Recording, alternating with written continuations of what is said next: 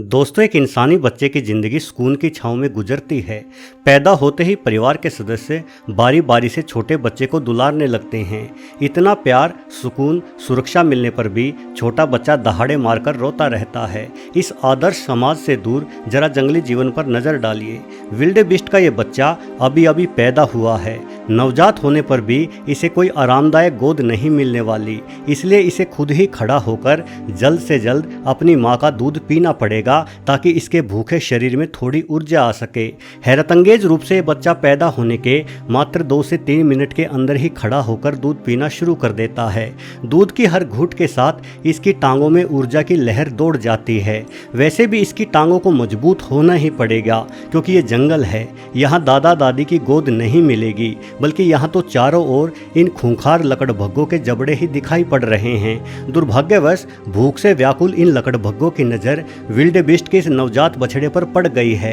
लकड़भग्गे इस बच्चे को झुंड से अलग करने का फैसला लेते हैं। इस बछड़े को आसानी से शिकार बनाया जा सकता है। जैसे ही लकड़भग्गे विल्डेबीस्ट के इस झुंड को खदेड़ना शुरू करते हैं तो बिना कुछ सोचे समझे ये नन्हा बछड़ा भी अपने झुंड के साथ दौड़ लगाने लगता है। अभी इसे पैदा हुआ आधा घंटा भी नहीं बीता है, किंतु ये जंगल है मेरे दोस्त। यहाँ अगर जान बचाना है तो दौड़ना तो सीखना ही पड़ेगा। लकड़भग्गे बछड़े को झुंड से अलग करने में कामयाब हो गए।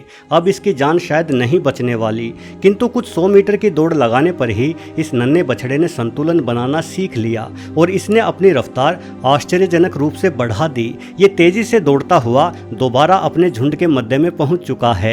यहाँ ये सुरक्षित है। जहाँ तक विशाल झुंड में इस बच्चे के लिए अपनी माँ को खोजने की बात है तो ये सब विल्डेबीस्टों के लिए ज़्यादा महत्वपूर्ण नहीं है। यहाँ कोई भी मादा जिसके स्तनों में दूध उतरता है इस नन्हे बच्चे को अपना दूध पिला देगी।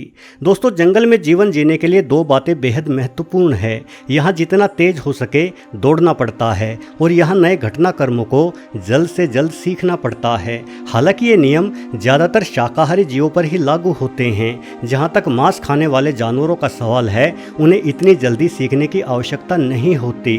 जंगल के राजा शेर के नन्हे शावक जन्म के समय अंधे और बहरे होते हैं, साथ ही चलने में भी सक्षम नहीं होते, किंतु इन शावकों ने शेरों के परिवार में जन्म लिया है। शेरों का परिवार जंगल के सबसे सुरक्षित जीवों में से एक है, इसलिए इन शावकों को सीखने की कोई जल्दी नहीं है। शेरों के लिए सबसे बड़ा खतरा दूसरे शेर ही होते हैं। जिस प्राइड में नर शेर बूढ़े एवं कमजोर हो चुके होते हैं, अक्सर उस प्राइड को अन्य शेर कब्जा लेते हैं। कब्जा करने वाले ये नए शेर प्राइड में पहले से मौजूद शेरों के साथ साथ सभी छोटे शावकों को भी मार डालते हैं, ताकि इन नए शेरों द्वारा प्राइड की सभी मादाओं पर अपना हक साबित किया जा सके। नन्हे शावकों के लिए क्षण बेहद कष्टपूर्ण होते हैं। कुछ शावक जो थोड़े बड़े हो चुके होते हैं दौड़ लगाकर अपनी जान बचाने का प्रयास भी करते हैं, लेकिन इनके हाथ भी विफलता ही लगती है। अगर ये शावक विल्डेबीस्ट की तरह तेजी से सीखने में सक्षम होते तो शायद अपनी जान बचा जाते। तेजी से सीखने के मामले में घास चरने वाले जीवों का कोई मुकाबला नहीं है।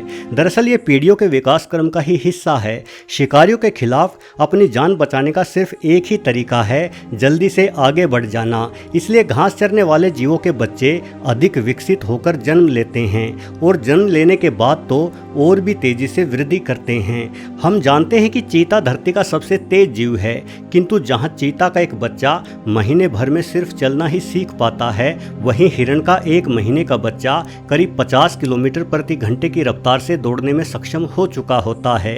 तेजी से ना सीख पाने वाले जीवों में नन्हे बच्चों के पालन पोषण और रक्षा की जिम्मेदारी मादा पर बेहद अधिक होती है। जैसे कि माँ बंदर। बंदर एक बेहद अच्छी माँ होती है जो अपने नवजात को सदैव खुद से चिपकाए रखती है। इंसानों के बच्चों की ही भांति बंदर बच्चा भी काफ़ी हद तक असहाय होता है, किंतु इनके हाथों की पकड़ बहुत ही मजबूत होती है।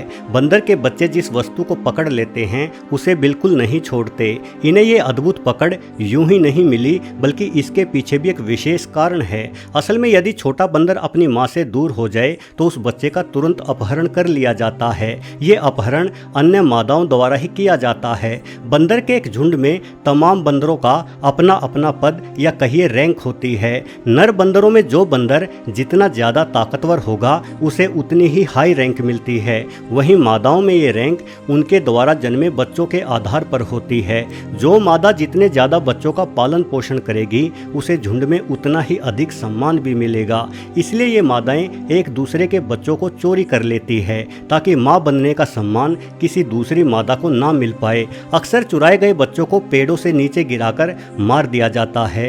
बंदरों की इस प्रवृत्ति के कारण कुदरत ने छोटे बंदरों की उंगलियों में कमाल की पकड़ दी है।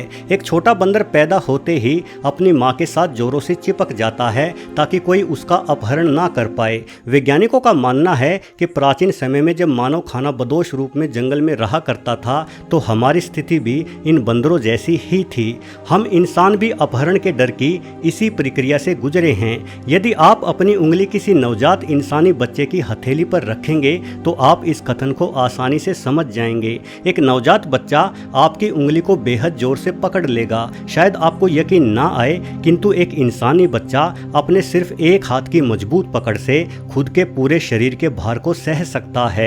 आज जन्मे इंसानी बच्चों में इस पकड़ का कोई महत्व नहीं है किंतु अतीत में हमारी यही मजबूत पकड़ हमें अपना अपहरण किए जाने से बचाती थी। दोस्तों, पृथ्वी पर कुछ जीव ऐसे भी हैं जिनके बच्चे जन्म से ही पूर्ण रूप से आत्मनिर्भर होते हैं। सभी प्रकार के रेप्टाइल इसका बेहतरीन उदाहरण है। छिपकली, सांप, कछुए एवं मगरमच्छ आदि के बच्चे जन्म लेते ही शिकार करना शुरू कर देते हैं।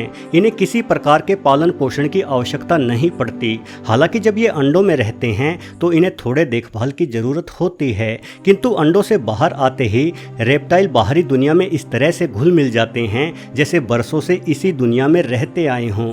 ये नन्हे मगरमच्छ अभी अभी अंडों से निकले हैं। ये बाहरी दुनिया को समझने का प्रयास कर रहे हैं। तभी इनकी माँ इन्हें मुँह में भर लेती है। ये माँ अपना अंतिम फर्ज निभा रही है।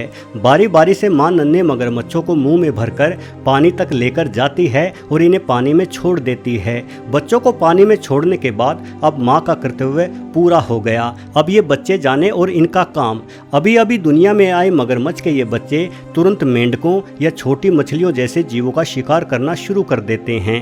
मगरमच्छ या अन्य रेप्टाइल धरती के सबसे प्राचीन जीवों में से एक हैं किंतु इनमें बुद्धिमानी और सोचने समझने की शक्ति बेहद कम होती है। इनका सिर्फ एक ही उद्देश्य है, शिकार करना और शिकार को निगल जाना। जाहिर है बच्चों का अच्छा पालन पोषण करने के लिए बुद्धिमानी की आवश्यकता पड़ेगी। ये कार्य कम बुद्धि रखने वाले रेप्टाइल नहीं कर पाएंगे। इसलिए प्रकृति के बदलते विकास क्रम ने रेप्टाइल के इन नवजात बच्चों को इतना आत्मनिर्भर बना दिया कि ये खुद ही अपनी सुरक्षा कर लेते हैं। दोस्तों, जीवन संभावनाओं का खेल है। जिस तरह के हालात होते हैं जीवन उसी अनुसार ढल जाता है। हर एक जीव अपने आसपास के माहौल से सीखता है और अपना सीखा गया ज्ञान वो जीव अपनी अगली पीढ़ी को देता है। ये जीवन यूं ही हर पीढ़ी के साथ और भी बेहतरीन होता जा रहा है। वीडियो देखने के लिए आपका बहुत बहुत धन्यवाद।